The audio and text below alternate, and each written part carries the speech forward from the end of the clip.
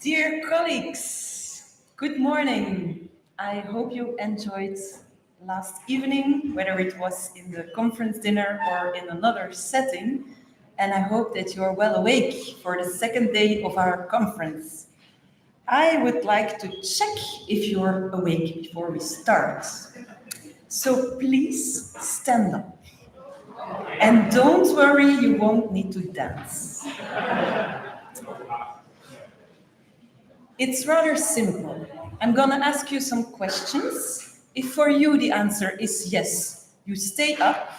If you think the answer is no, you sit down. Okay? First question. Are you well awake?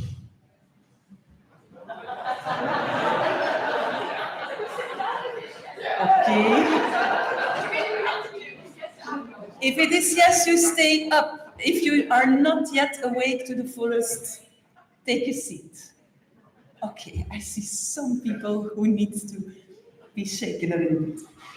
Second question. Do you think that our president, Julien Roche, is a good dancer?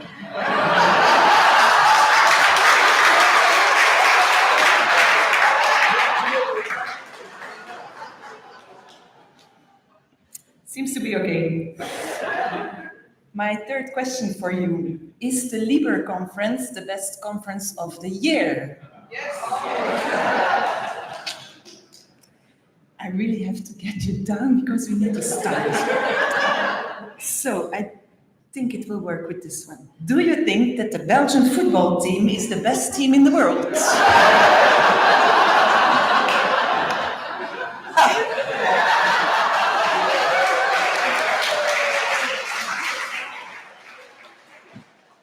Thank you very much, madam. So, I hope you're all well awake now and ready to listen to our keynote for today. And I'm really happy that I have the honor to introduce my colleague Frank Scholze, the director of the National German Library. And I will quickly read his professional career so that you know who you will listen to. Before Frank joined the German National Library as a Director General in 2020, he was a director of the Library of Karlsruhe Institute of Technology. Previous stations of his professional career were the Ministry of Science, Research and the Arts, Baden-Württemberg, and Stuttgart University Library. From 2016 to 2022, he was a member of the Federal Executive Committee of the German Library Association. He's a member of several other scientific committees and councils, including the Academic Council of German National Library of Science and Technology, Hanover. He's chair also of the Conference of European National Libraries since December 2021. I'm not going to take any more time from Frank, but just to say his beautiful title for his keynote, he will talk about social responsibility and digital culture. So enjoy this keynote. Thank you.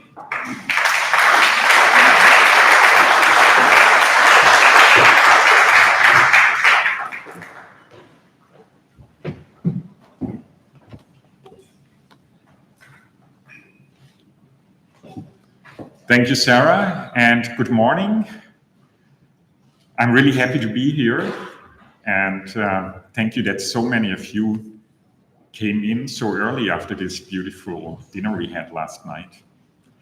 Well, I also want to start with a question, so it's still active for you, and you really have to do something with your body. You don't have to stand up, but please indicate with your hand in which direction is north. Show me where north is. Without using any technology, no apps.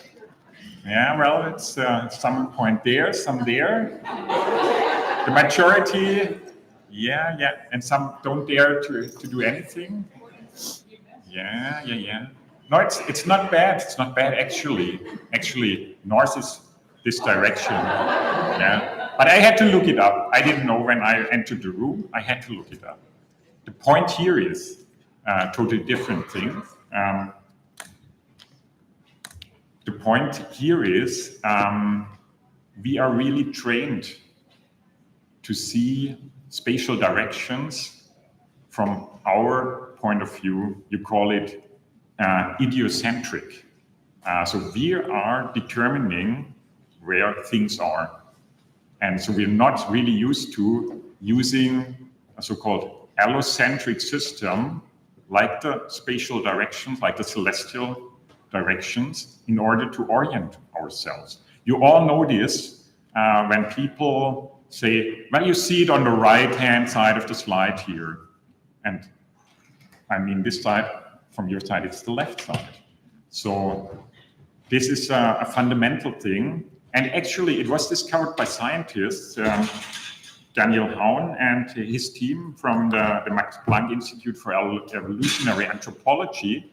They are neighbors of us in Leipzig. MPI is a neighbor of the German National Library there. And actually, they didn't look for that. They experienced it when they recorded oral history or oral sagas in the Asia-Pacific region. And they had an old guy telling a story where a boat rolls ashore, and he did this kind of movement with his hands. And years later, they recorded the same story with the same person, and he stood there and said, the boat rolled ashore. And some clever guys, they compared these two videos and said, why did he do that? And did he do this? Because he was an allocentric person. And there are cultures on this earth who really are allocentric. And they proved that by this research here. They did it with the Haidilong. It's a nomadic tribe in northern Namibia. And they really asked children to give that directions. And they changed them and say, well, what did you do? And you see it in this lower corners here, that in the end, 75% of those Haidilong children, they had an allocentric way of expressing themselves. So they didn't think idiocentric from their body, but they said they really think in the spatial directions. So they always know where north is. And we're not trained to do that. So, and they did further research on that with German children, actually. And it was quite stunning what they experienced. They took young children where they were sure they did not know where right and left were. That's the precondition. So they weren't really trained in our idiocentric system. And then they did some studies with them. They showed them kind of a game with a ball. And then they moved them to another room and said, how did that ball move? And interestingly enough, 30% of these German children, when they were turning, they were doing the same thing as I told you about this guy telling the saga. So they had an allocentric system of telling spatial directions. So it's not a born thing, but it's a cultural thing, actually. And the point here is there's much more to this, even to human cognition, than we normally think there is. And it's really interesting to reflect on that in order to widen our approach and our thinking. You know, that human cognition differs more than we might think. And even, this takes it even one step further, this even applies to time. This is another experiment they did with Aboriginal community called Pompurong. It's in Queensland, at the west coast, Cape New York Peninsula.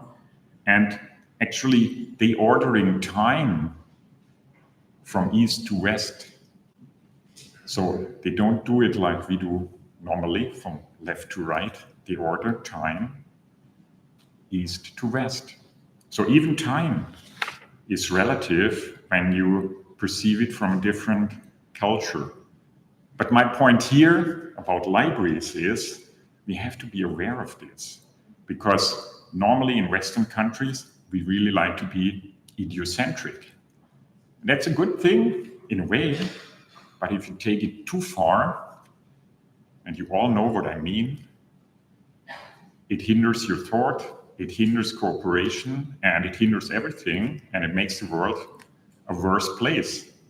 And I brought you one example here from the past, but it plays to the present.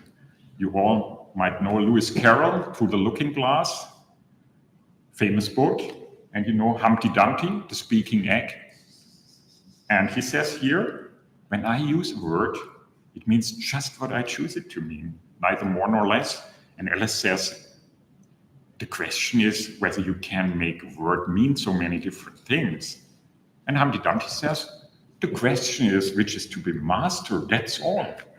So that's the epitome of egocentricity, of idiocentricity. And the first thing that came to my mind when I prepared this presentation here is people like Donald Trump. They're just like Humpty Dumpty, you know. They're tweaking it to the max. So, and this is quite some things that we all experience. And it's not really helpful when we encounter global problems. So I changed the next slide here because that's the overall thing. So this and the next slide, these are my central slides now. All the rest is more or less explanation and examples. I changed this one here. It's from Sitra, which is a Finnish think tank. And I saw it 2 weeks ago at the annual general meeting of CENL, the Conference of European National Libraries. And Minna Kaavuonen from the Finnish Minister of Culture, she gave a keynote and she showed this slide and the next one. It's just one way of expressing, so to say, megatrends. Finnish think tank Sitra. What I like here is this connection. You see this erosion of trust here, influencing through information, dominance of technology giants, resource sufficiency, overconsumption. These are all things you can relate to an overstressed idiosyncrasy. So a lot of these things in global development really relate to our fundamental way of thinking and perceiving the world and taking everything for granted. But it doesn't have to stop like that. And I like that in the Finnish think tank here, because over this bleak outlook, they have this very colorful outlook that everything can be tackled, you can do things, you can change things. And after the keynote in Warsaw at the AGM of CENL, a lot of people said, a really nice keynote, but how does that relate to libraries actually? And I try to do that now. And I gave, so to say, the outline of my talk here, speaking a little bit about artificial intelligence, I can't avoid that, research data infrastructures, cultural education and outreach and competencies in work culture, and try to relate it a little bit to all these positive developments that are there in the megatrend outlook by the Finnish think tank Sitra here. What I think is also very important here, and it's also important for libraries, is you need this kind of mindset that you're not overwhelmed by this bleak thing here, not by this black and white thing, but that you stay with the vision into the future and that you do that in a pragmatic way. When I started the presentation, I immediately had another picture for this going positively into the future that I want to share with you here. You really need a kind of pragmatic attitude and say, we can shape the future. That's behind the think tank here. We can shape the future no matter what the past were, how idiosyncratic we were. we can shape the future. It's like this saying by former Chancellor of Germany, Willy Brandt, the best way to predict the future is to shape and form it. And you can do it if you're not afraid of doing small steps, if you're not afraid of errors, drawbacks. And for me, the best image to convey that, and I actually used that when I started at the German National Library in my inaugural speech, is to combine this Willy Brandt image, form the future, with the big green sea turtle. You might be familiar with the big green sea turtle. I see you nodding. You might have encountered one or seen one, but I'm alluding especially here to the one in John Strelitzky's The Coffee at the Edge of the World. And that's kind of a symbol. Tell the story a little bit here. The sea turtle, it really makes a fast way through the waves. And how does it do that? So to say, the author of the story, he really envies the sea turtle because he paddles all the way, and sea turtle is much faster than he. And how does it do it?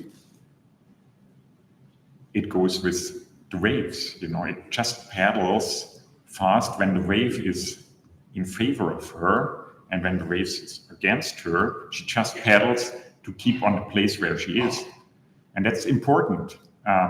It's not this kind of pragmatic attitude to go with the flow does not mean you're just laying down and accepting everything. You have to paddle when the waves are against you, but you paddle more when the waves are in your back.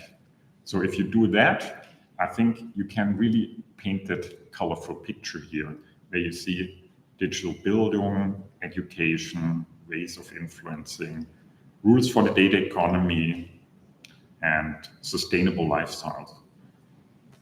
You can relate a lot back to sustainability also in this picture here, when you connect that, and we heard a lot of beautiful examples yesterday, when you connect that to system thinking, resilience, equity, regeneration, collaboration, and innovation.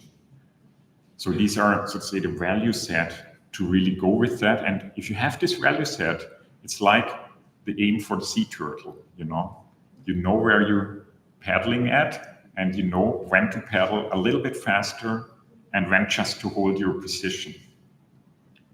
And that's the advertising block for SANL now. I think SANL tries to foster and convey this kind of exchange for sustainable thinking for all I've just tried to outline. It's this rather small network of 46 national libraries in 45 European countries, and European means here the Council of Europe, not the EU. So it's a little bit bigger, much more variety, but it's really good fun.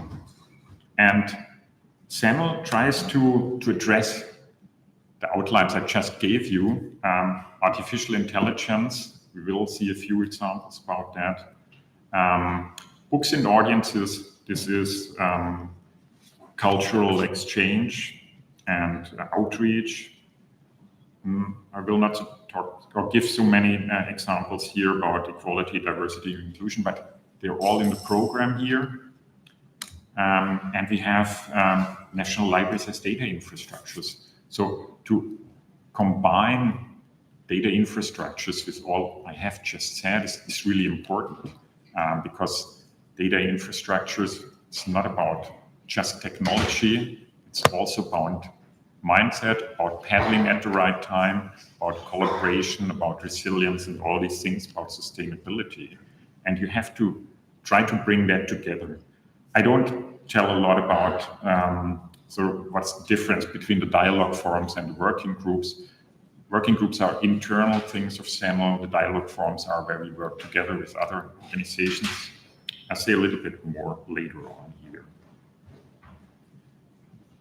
Maybe what's nice to know is these are really federated approaches, so there's always different libraries responsible for that. I have to then go back. Artificial intelligence, for example, is led by the Bibliothèque Nationale de France, by Jean-Philippe Moreau, also by Norway, Sven Arne Brickfeld. The Books and Audiences is coordinated by Belgium, Vanessa Brekveld, and Latvia, Ineta Vajvode. And Equity, Diversity, Inclusion is led by Ireland, Elizabeth Curran, and the British Library, Lauren Turner. All right, let's go through that. National Libraries data infrastructure, I tell a little bit later on. It's mainly Daria and Clarine we're talking to right now. This is the slide about the German National Library, and I picked deliberately those numbers here just not to impress you. It's a lot, but to make clear what the developments are. That digital is growing much faster than analog, but analog's still there, alive and kicking.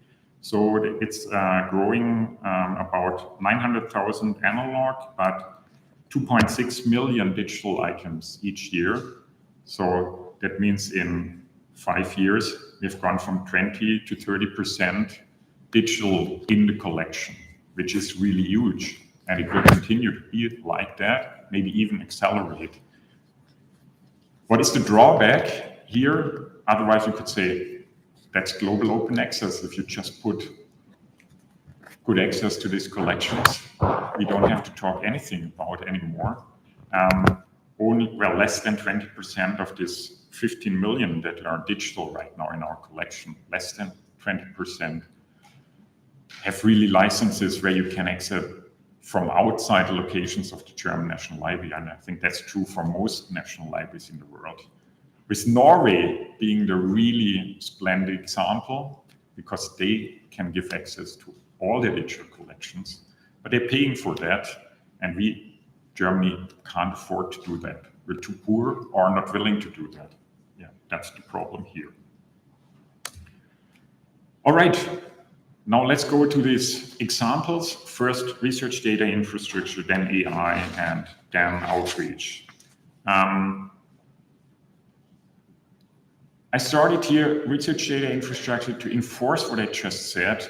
It's not just about technology. It's not just about systems. It's really about this integration with communication, with services, with outreach, with community. That's why I gave you here a few of the things. I talk a little bit more later on what we are trying to do in the German National Library around this big collection of 15 million digital publications. And this is just to show that you can do a lot of nice analysis with this data. This is an analysis from German novels from 1918 to 2020, so almost 100 years, and the most frequent nouns in the titles of German novels. And love's always on top. So these are relative numbers here. And then you have heart, life, death, war, and peace. So that's the main thing that novelists try to describe in the novels in Germany. You can do a lot of other interesting stuff with the data. And that's, so to say, the second thing. It's not just about services and communication. It's about this, how does this all relate to society? What's the interaction that we can really put from the collections with the service to society? And this is true also for everything else I say here. Very quickly, I think you might all have heard it, this big initiative in Germany, the National Research Data Infrastructure, NFDI, that we're only here looking at a part of the whole picture. I think that's true for a lot of national libraries, maybe not for all. We're in the humanities and social sciences. And especially here in Text Plus, that's where the German National Library is most active. Clearly relating to what I just said, we have this huge amount of textual information. We're ignoring pictures a little bit because we want to focus. Other institutions do that. That's also about collaboration. And we really try to give access to those resources and combine them with others. Here in Text Plus, for example, we're collaborating with the Institute for German Language, with a few academies who have huge corpora in language and literature, and we try to combine it with our collection here and try to solve this problem that we only can give access to less than 20% of our digital collections. And currently we're discussing two main strands here, derived text formats, which means you're changing the kind of corpus you give out to researchers with randomizing, mashups, anagrams, or back-of-words approaches. It means you change it, that you can't really reconstruct the whole content of those books and papers, but it's still enough to do text and data mining analysis, depending on the questions you have as society, as researchers on that material. Or that we give reduced text snippets if we really do full text search. You know that from newspaper services. All right, what is at the crossroads for us of this NFDI and Text Plus I just described? It's authority data, and Barbara Fischer, I think, is here. So if you have any questions on the GND, there she sits. You can ask Barbara Fischer, she's the expert here. But for us, it's really kind of nice linking of all these NFDI consortia, Text Plus, but also what we are doing with GLAM community, with galleries, archives, museums, but also monuments now. So we're really going into diverse communities here and trying to bring them together. It's a lot of work, but as I just said, with an allocentric view, you go for that. You don't just say, well, library world is enough. Let's build a system around the way we ever thought about that. Go to other communities and try to build something new. Basically, this is a very fruitful endeavor, I would say, because we get input from a lot of other communities. And you could say it's all German. It's not really. We try to also to cross-link that to other languages. The GND is a German file, but it has these cross-links to Library of Congress subject headings, for example, to Rameau in French, and to Spanish and Italian ontologies. So it's really multilingual, and I think it's a good start for building other services on top. We're coming to the AI section later, so it's a really good start of combining different technology here. This one is collections as data. I just told you about with SAML. So there's a lot of outreach here. I will not go into details. It's just to make you aware. National libraries are a lot thinking about collections as data and making these things available to share openly, computationally accessible data, metadata, and things in their collections.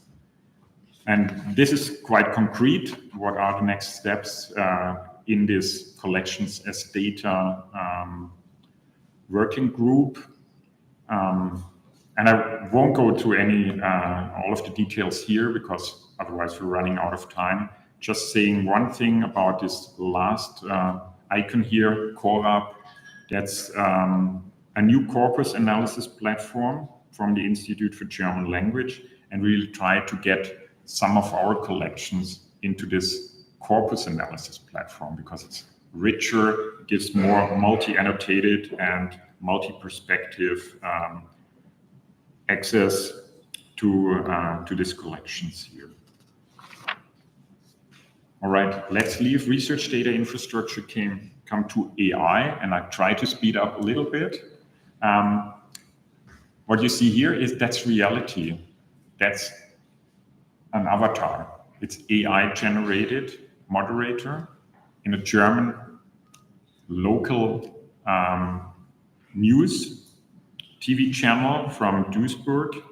I think the first in Germany. There are more in South Korea, in Singapore, and I think it will come. So this is where it leads to, just to make you aware how quick these developments are here. And I go quickly here. Andrew Cox is here from Sheffield. Brilliant paper on use cases in libraries. And I will only do a few examples here from backend processes and library user services and a little bit on information literacy, but not the other ones.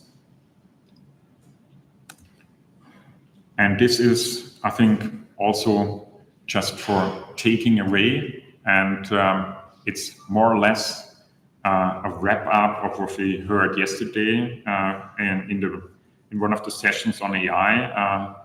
Masoud Kokar from University of Leeds, hi there, gave a very, very good presentation, and I think he made a very good case for all these things, societal impact of AI in libraries. So if you haven't attended this session, please listen to the recorded version of his talk. Very good. And I don't have to say more about that.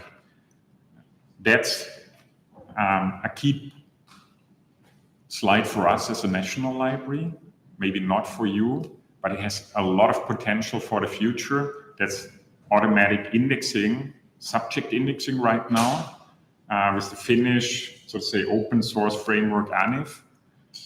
We're doing that quite for some time now. It's really working well.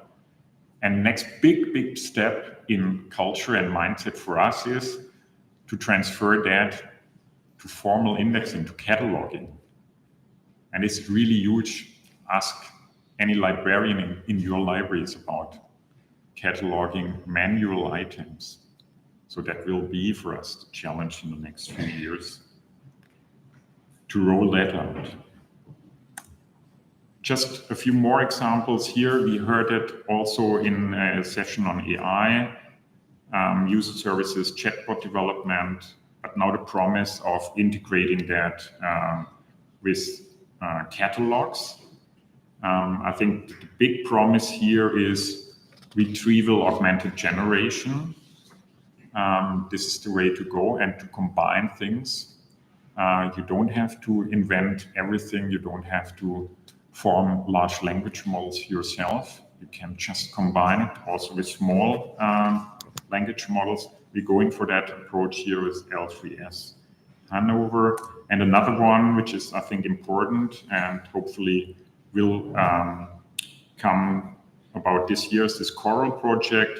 We really try to create and use large language models with copyright restricted material. So not only our material, but even from the German Bundesbank and other institutions. So this is a really valuable project, how we can do that in a responsible and restricted manner. And all these developments in the end, and I know I give you a lot, but you can all look it up later, is to go to this scenario one, to have really democratized and socially integrated AI. And that's, again, a very good case. You might have already noticed about this ARL, CNI scenarios for AI-influenced futures, that it's not only about technology or to anticipate technology, they call it intentional in AI process and design, so not about these things, but it's about this social integration. And if only those two are well done, then we have this scenario one. If you do nothing, most likely scenario will be scenario two, because companies will do it. Then you have the world where any AI is controlled by Amazon, Microsoft, Meta, and you name it. So leaving us with the positive scenario one, let's briefly skip to cultural education and outreach. And I have said a lot about cultural education and outreach. I just want to make another nice example from the German National Library, because we're really proud of that. It's a combination of outreach and AI. Here, learning from the past for the present and the future. It's interactive interviews. You see 2 Holocaust survivors here in the studio where they are recorded. They had to answer over 900 questions on a green screen. And in the end, they're here in a kind of controlled environment on a very big screen, and you can talk to them like their avatars, but it's not generated. It's just a text retrieval, and you get the proper answer from these 900 questions that are previously asked. So this is not a deep fake. It's just an intelligent design of questioning, so to say, a large corpus of natural language. But it really works well. Of course, you can't ask Kurt S. Meyer here, for example, what he thinks about AI. It hasn't been asked, but he will give you an answer that I think is quite nice. And to make a point here, it's not on AI, but on outreach. We're not only doing that on site in Frankfurt in the German National Library, but we go out to schools with that. You can have a transport version of that and really go to schools and do that. School kids from age 15 to 18. And it has a really great impact on that. And both of them, Kurt S. Meyer and Inge Auerbach, they're really glad that they can, so to say, give their experience to younger generations. And actually, here you see Inge Auerbach. She came to the opening of this exhibition from New York. She's 93. That's really impressive. All right. We're not going just out with AI and Holocaust survivors, but also to other groups, multi-generation houses here, to talk to people who never would go to a library. So this is also important, maybe even for research libraries, to go out to other people that normally do not come to the library. And we go out on the waterways. You see this MS Science here. That's an exhibition ship, and we have some exhibitions here. All right, I'll skip the last thing and try to wrap it up here. For me, the point I want to make is, let's not be remaining in this idiosyncratic view. The library is everything. Most of you don't do that, but be aware of that. Go to this allocentric view. And there are brilliant examples here all over the conference. But the important thing is, it's not enough to say libraries are the good ones. We are the good ones, but it's not enough to say that. And it's not enough to say there are some examples. It's go out, stand out, do it in small steps pragmatically, but you have to do it. You have to go out to interact with society, and then we will have this very colorful world that Citra presented to us. Thank you.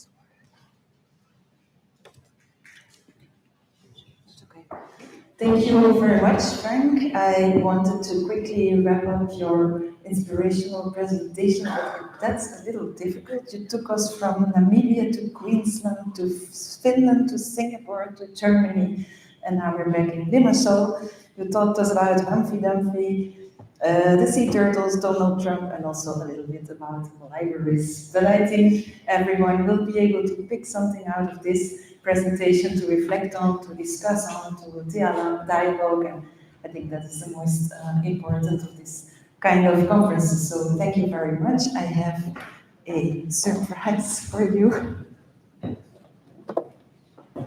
Here you are. We are running a little. I have to say I don't wear it. I'm really proud to get it.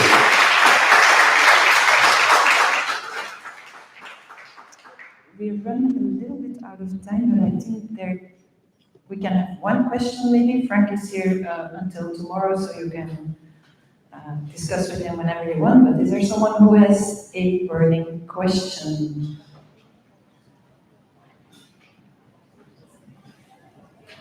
Not yet. Maybe you have to reflect a little bit on everything you heard. So no problem. Thank you very much, Frank, for being here.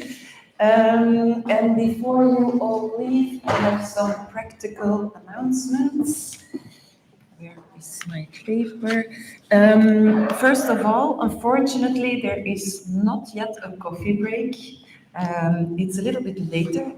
Parallel sessions will start immediately now. So it's again like yesterday in this building on the first and the second floor.